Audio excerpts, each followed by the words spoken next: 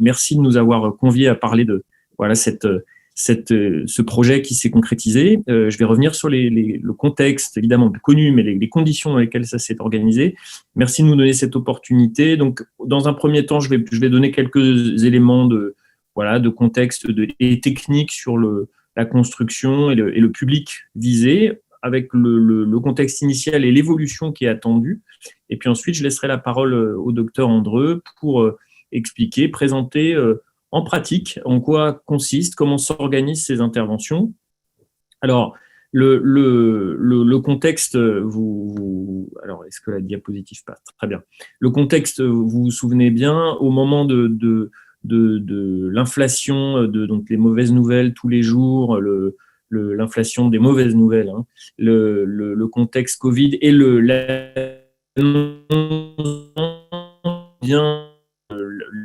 l'ARS, donc Paris-Île-de-France, a sollicité la PHP et puis le GHU, c'est-à-dire, pour ceux qui ne sont pas familiers de cette abréviation, globalement les ressources psychiatriques parisiennes, Sainte-Anne, les hôpitaux Maison-Blanche, etc., pour offrir un système téléphonique qui permettrait de répondre aux questions, d'aider, d'orienter, de soutenir. Alors initialement, la commande était les familles des patients souffrant de troubles psychiques. À ce moment-là, il faut se replacer, on est début avril, on est en tant que médecin psychiatre, en tant que soignant d'une manière générale, submergé par toutes ces nouvelles et le confinement commence et dans nos têtes, on se met à appréhender les choses. Est-ce que les malades vont aller très mal? Est-ce que il va y avoir des invasions de patients en détresse psychique? Ça va déborder dans tous les sens, les urgences vont exploser, etc. Et on est tous avec des hypothèses. Il va y avoir des patients mal de manière immédiate ou au contraire, ils vont aller mal ensuite.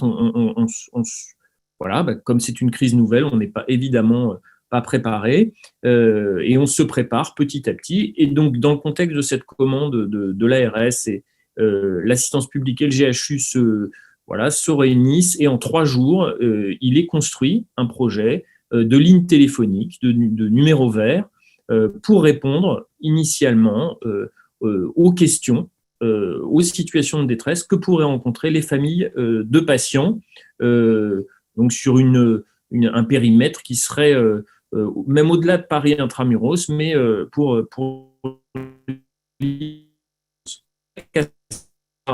donc la population et générale et puis la population psychiatrique est soumise à un facteur de stress énorme, que de manière assez naturelle, l'offre de soins se réorganise, se réduit. Les consultations, je dirais, tout venant, sont réorganisées, amputées, certains sont totalement annulés, décalés. Donc, on favorise dans les hôpitaux en situation de crise et dans les structures, les établissements publics, on favorise plutôt les urgences. Et là encore, dans l'idée on va voir comment ça se passe. La priorité de la réflexion des instances et puis de notre équipe, c'est maintenir et promouvoir, comme toujours, ce noyau de notre occupation. Comment les patients déjà identifiés, déjà suivis, déjà connus, comment les aider à maintenir quelque chose, à maintenir un lien, à ce qu'ils ne soient pas amenés du fait de ce facteur de stress surajouté viral, d'infection, du confinement avec tout ce qui va avec.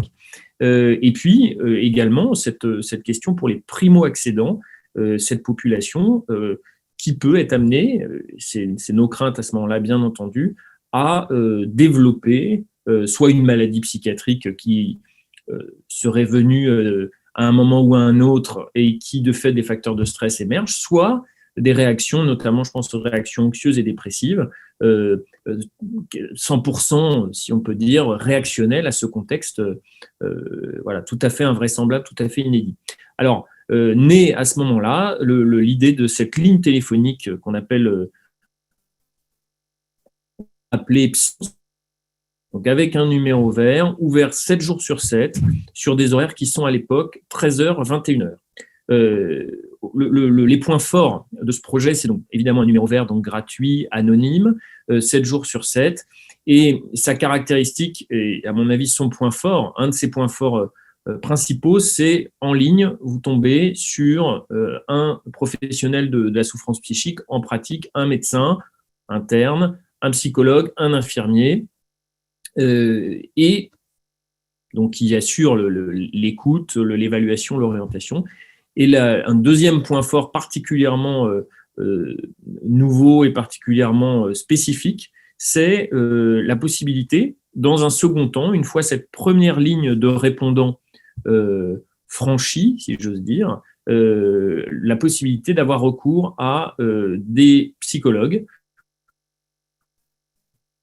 des consultes donc plus organisés, plus formels, et ce à 3 reprises, c'est-à-dire que si la psychologue ou le psychologue consulté souhaite offrir une deuxième consultation, c'est possible à 2 reprises après cet appel initial.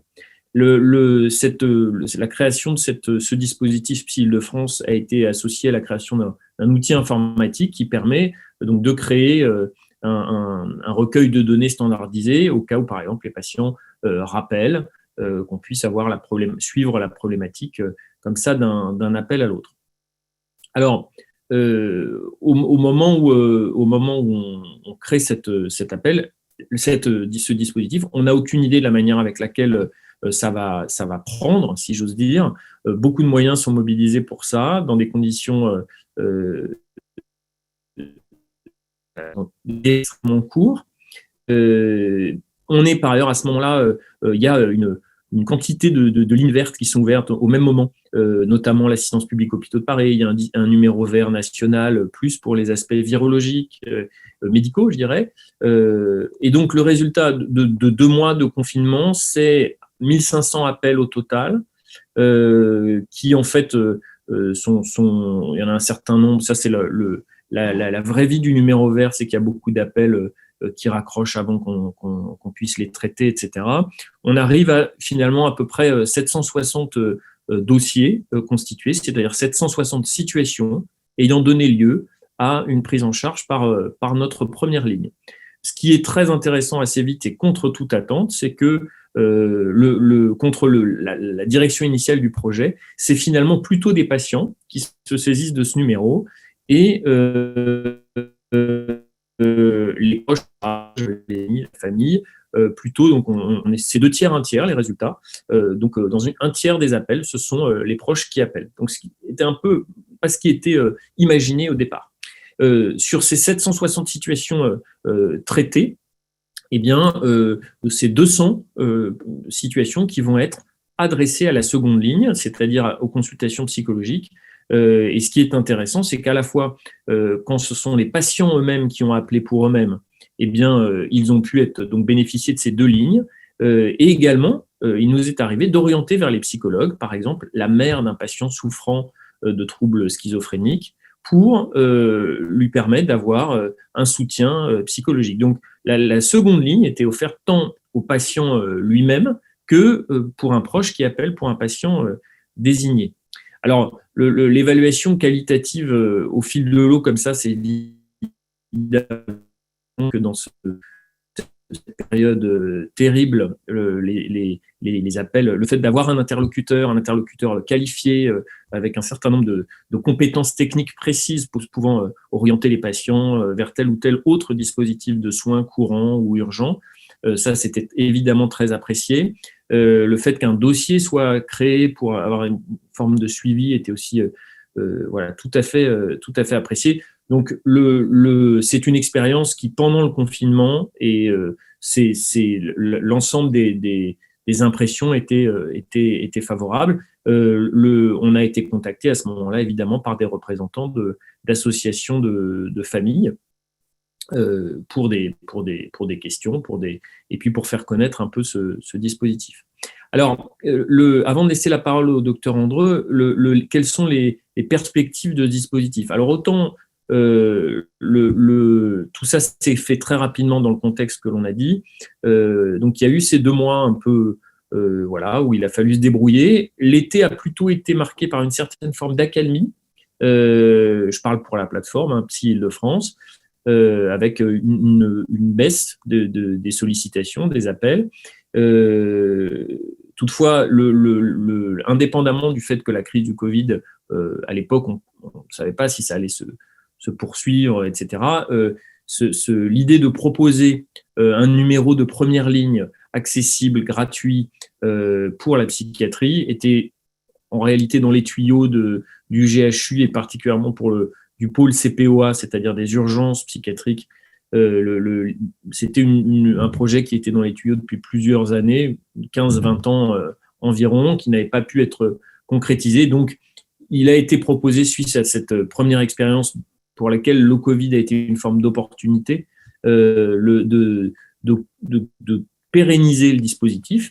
Et puis, donc le première tranche de financement a été acceptée, validée. Donc, le dispositif est pérenne et il est même prévu. Donc, il y a un appel d'offres auquel nous avons répondu. On attend la réponse, mais il est prévu qu'une deuxième tranche de financement soit voilà, proposée pour pouvoir renforcer, consolider ce dispositif qui, de notre point de vue, et ça a plutôt été confirmé par les échanges qu'on a pu avoir avec les patients, les familles de patients, les associations, etc., et correspond à un vrai besoin. Et dans l'idée, encore une fois, notre leitmotiv, c'est l'accès aux soins, comment on aide les patients, les familles à pouvoir accéder aux soins. Alors, le fonctionnement est en cours de changement, puisque on a pu affiner un peu que les horaires devaient plutôt être décalés vers le matin afin de permettre un meilleur accès à ce dispositif. Et puis, le public auquel s'adresse la plateforme est vraiment aujourd'hui conçu pour être, on l'imagine, le plus large possible, c'est-à-dire bien entendu les patients, mais également les professionnels, à la fois du champ sanitaire non spécialisés en psychiatrie, que pourraient être les médecins généralistes, médecins scolaires, médecins du travail, infirmiers scolaires, par exemple aussi, pour répondre à une question. Et c'est vrai que le dispositif d'accès aux soins psychiatriques est compliqué et peu lisible, y compris pour des soignants. Et puis pour des professionnels du champ non sanitaire, que pourraient être les travailleurs sociaux, éducateurs, assistantes sociales, etc. Donc aujourd'hui, c'est patients, familles et professionnels. Et donc nous rentrons dans un troisième temps, après l'été, qui est une parenthèse, nous rentrons dans un troisième temps du dispositif. Et je vais maintenant laisser la parole au docteur Andreu et je propose qu'on prenne les questions à la fin. Donc voilà, je vous ai mis la fichette, le petit logo que vous pouvez voir sur l'écran et je laisse la place au docteur Andreu dans cette formidable chorégraphie bien rodée. Est-ce que tu veux bien mettre Absolument. À ce moment-là, mon diaporama? On va tenter un changement. Voilà. Et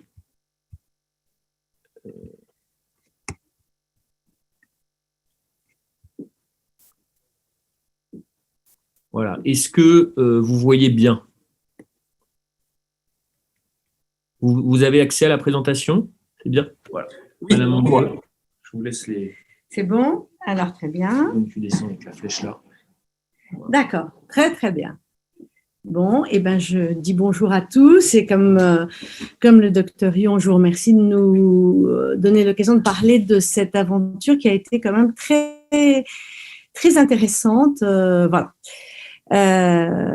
Comme il l'a dit, c'était un projet qu'on avait déjà réfléchi avec le CPOA il y a longtemps et surtout avec l'UNAFAM depuis longtemps, à la fois à partir du CPOA et à partir des expériences de secteur et les limites, comme un développement aussi possible, on va dire, des secteurs.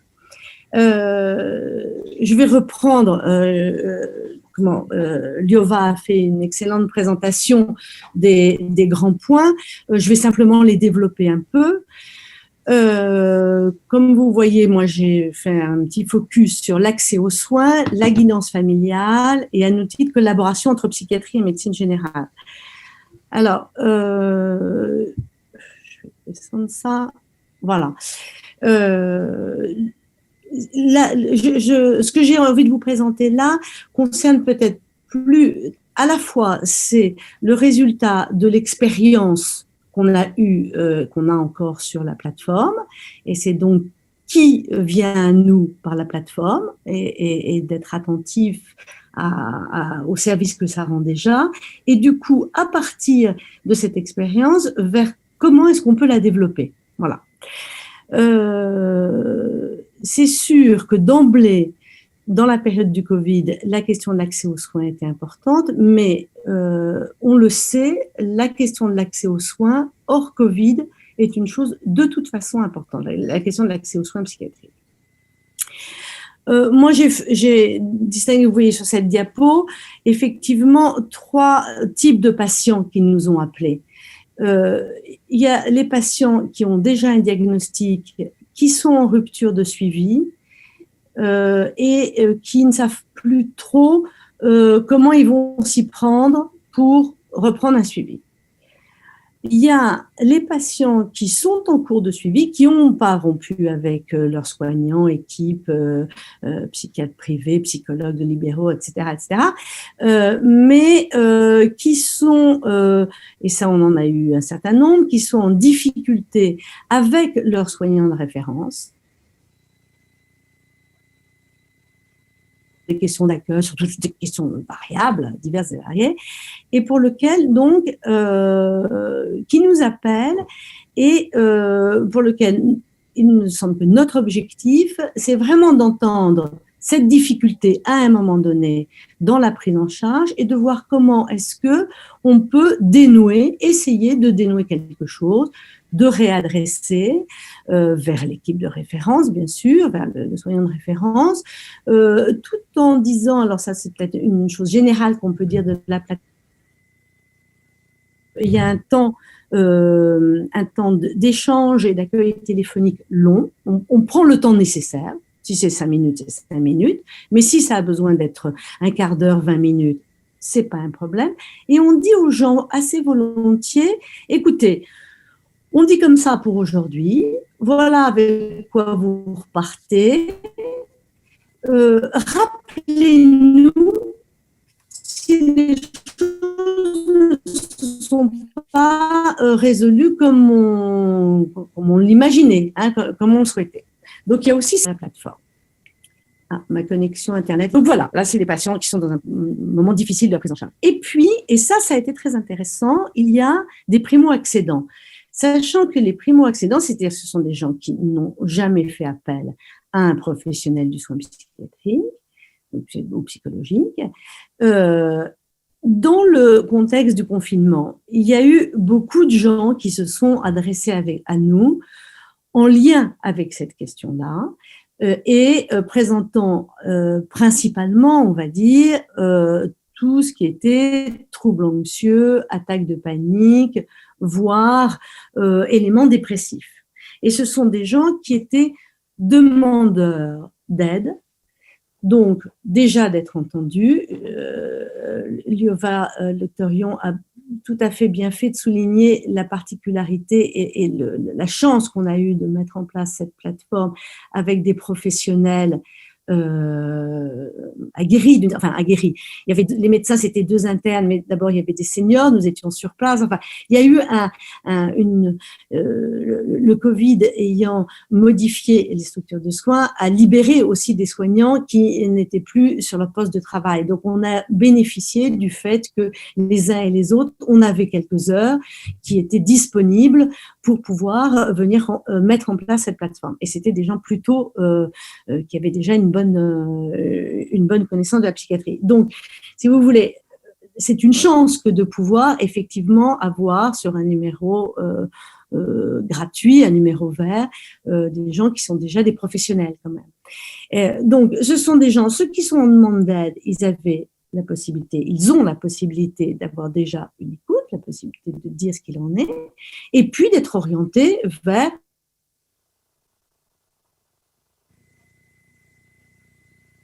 l'adresse de professionnels avec lesquels ils pourront vraiment commencer des soins s'ils s'avèrent nécessaires. Donc ça, c'est les cas pour les plus simples, hein, c'est quand les gens demandent de l'aide. Ce qui était très, très intéressant, c'est que nous avons eu aussi des patients, souvent jeunes, moins de 25 ans, qui ont appelé avec une problématique différente et dont on sait qu'elle est la plus compliquée à entendre et surtout à faire venir aux soins, c'est-à-dire des gens perplexes par rapport à des phénomènes d'étrangeté, de bizarrerie, probablement, on peut le dire, des éléments psychotiques naissants et qui les questionnaient beaucoup. Et comme, en gros, pour faire très simple, ils avaient peur de devenir fous ou ils se questionnaient sur ça, c'est très compliqué d'en parler à quiconque. Et ce numéro plateforme avait l'intérêt, on l'a vu en tout cas, ils nous ont appelés. Ils nous ont appelés et probablement parce que, c'est l'hypothèse qu'on fait en tout cas, c'est qu'ils nous ont appelés, ils n'ont pas appelé un professionnel de santé. C'est-à-dire que là, c'est un numéro de téléphone où on va leur demander leur nom, leur adresse s'ils veulent, mais pas forcément. Si c'est pas donné, c'est pas donné. Il y a un entretien qui peut se faire dans une espèce d'anonymat qui permet d'en dire un peu quelque chose et de se confier. Voilà. Et ça, c'est évidemment assez précieux.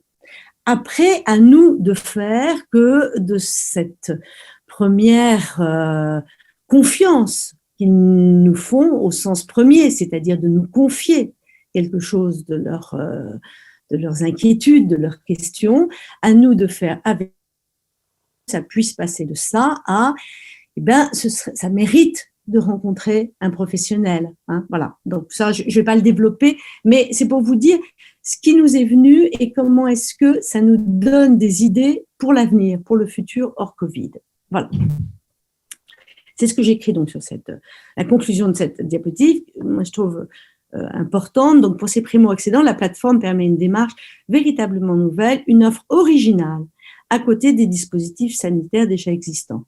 Notre souci à tous étant de ne pas redoubler. C'est pas la peine de faire tous la même chose, quoi. Hein, c'est pas voilà.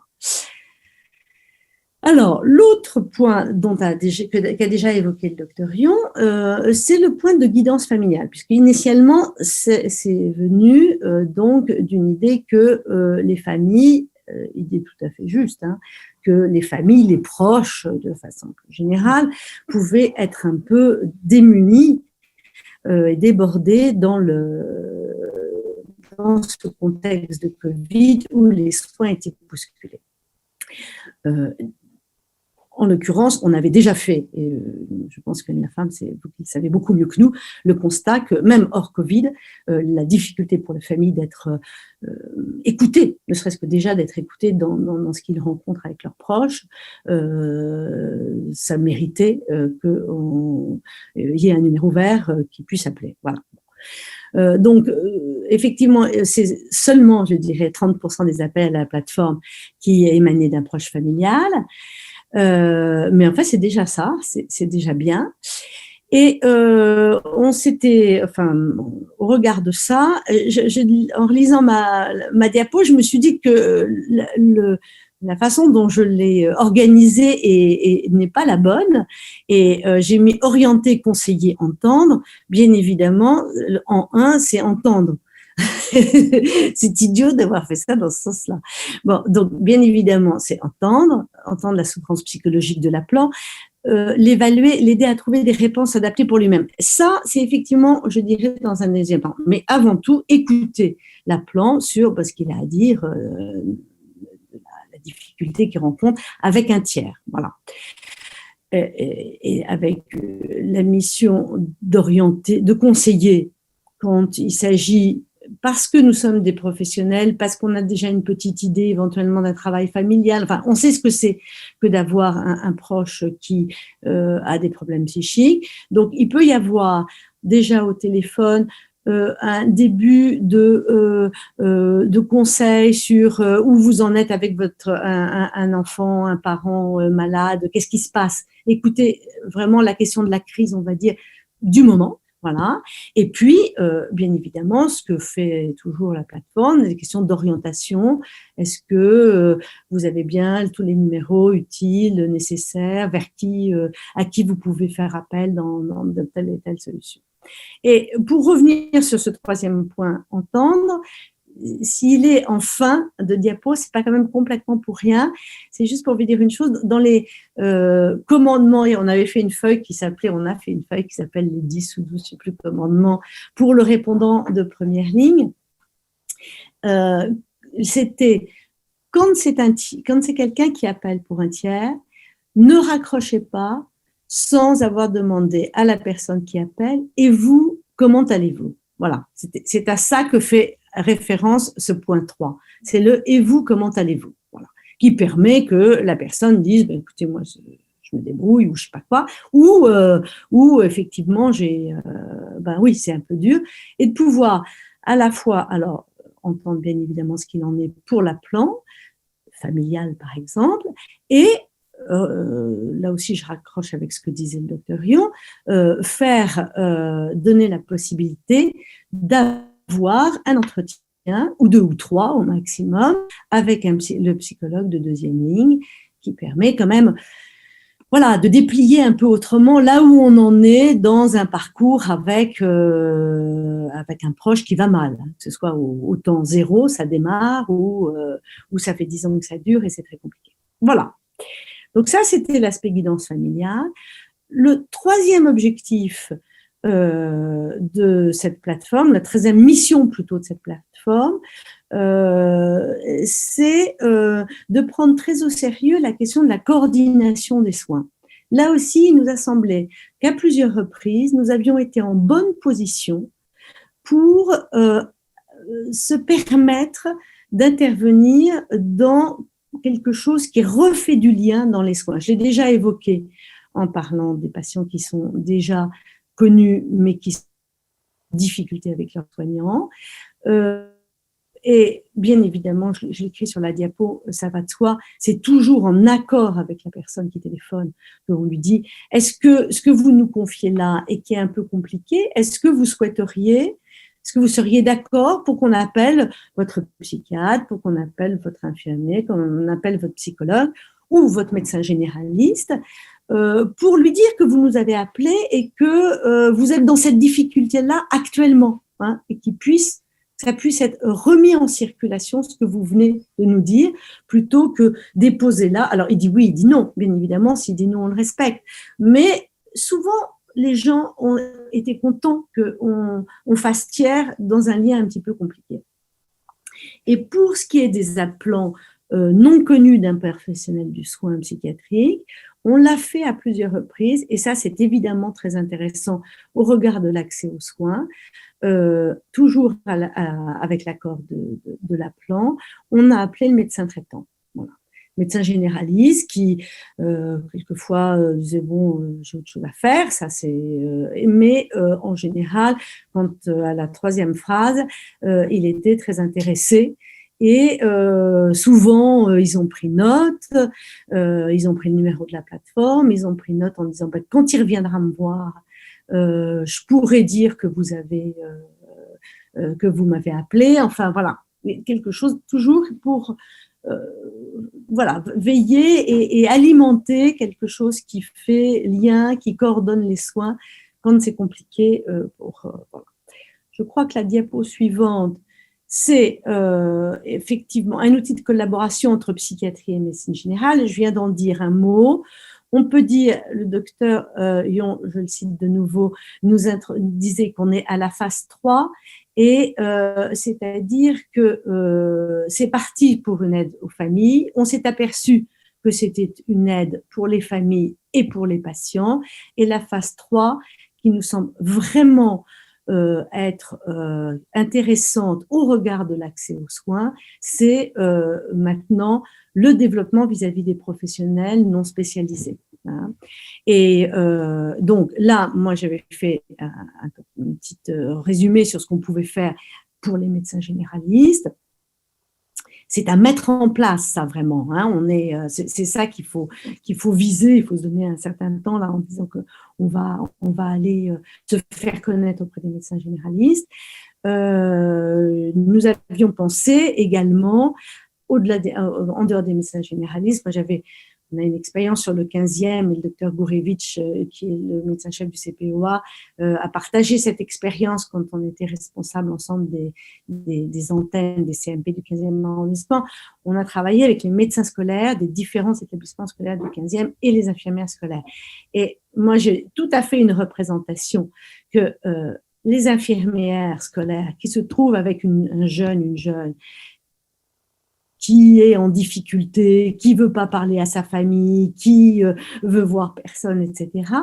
Il y a cette idée de pouvoir dire aux jeunes, écoute, si tu veux, alors tu veux rien de tout ça, moi je te propose une chose, ensemble on appelle un numéro vert, et puis tu vas parler avec eux. On verra bien ce que ça donnera, mais au moins ça va faire que tu vas parler à quelqu'un d'autre que moi.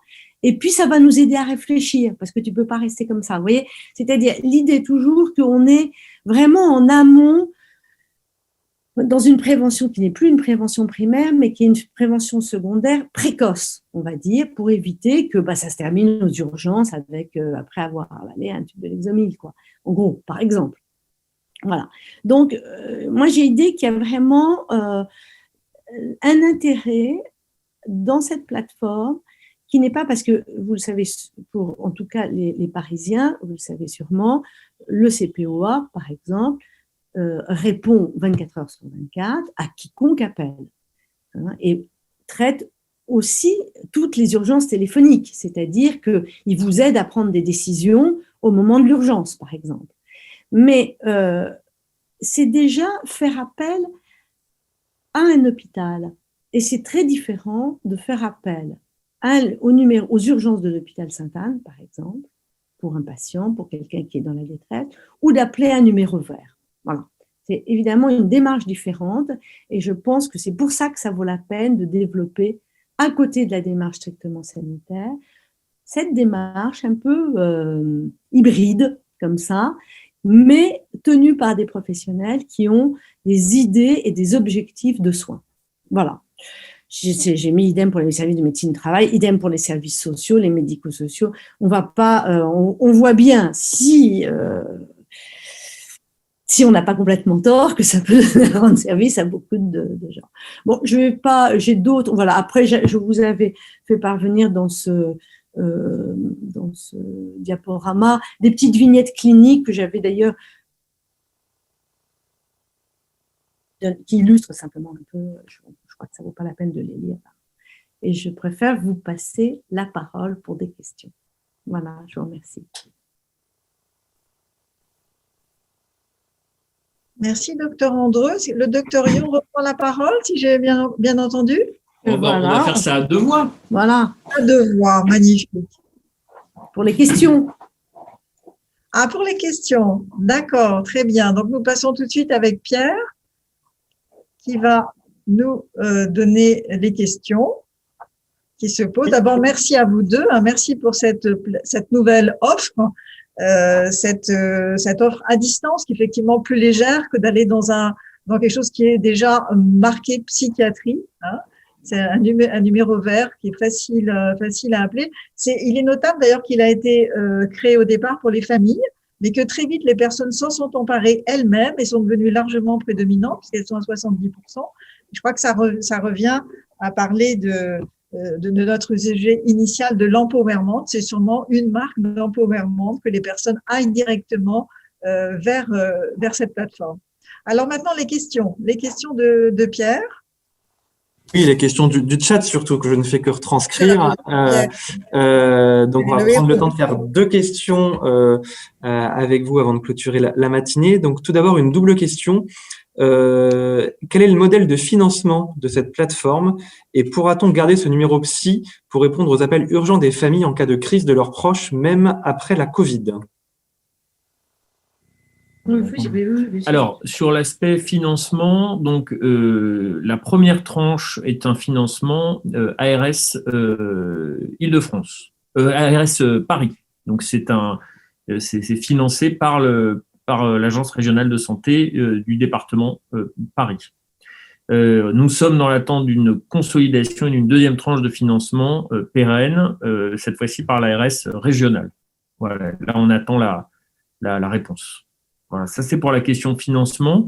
Donc il s'agit de toute façon d'un projet qui, même s'il a évolué en 6 mois là, en quelques mois, dans sa configuration, son public, ses modalités de fonctionnement, est pérenne. Ça, c'est le point important, je crois, au-delà de qui finance, c'est la pérennité, et donc c'est financé par les ARS. Ça, c'est le point financement.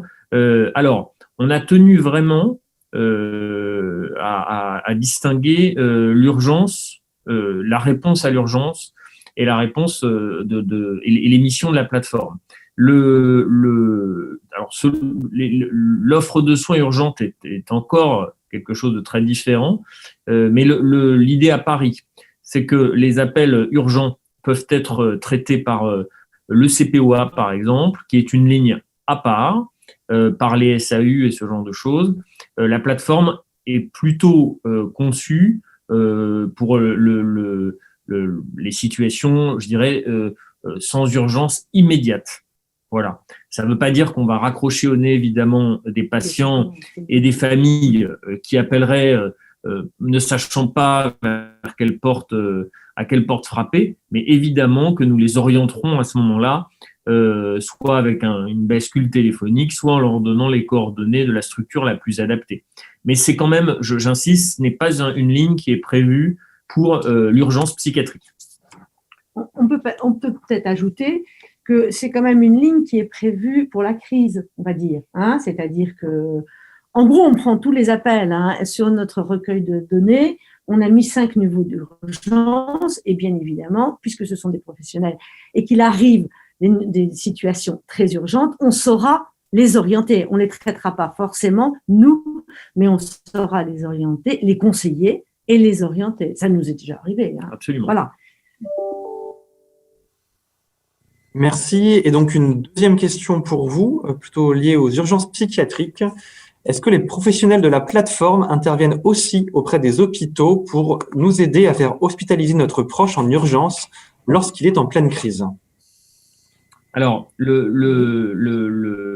d'intervention formalisée auprès des urgences psychiatriques, par exemple, non. C'est-à-dire, on va pas leur apprendre leur métier d'urgentiste psychiatre. Après, c'est évidemment, nous sommes en interaction étroite avec les dispositifs d'urgence du territoire que nous couvrons. Il peut nous arriver, justement dans ce que disait Madame Andreu précédemment, quand nous tombons sur un appel d'une situation d'urgence nécessitant un adressage vers un service d'urgence psychiatrique le plus proche, non seulement on évalue avec la famille et le patient les modalités d'adressage, est-ce que ça va être les pompiers, le SAMU, une ambulance, etc.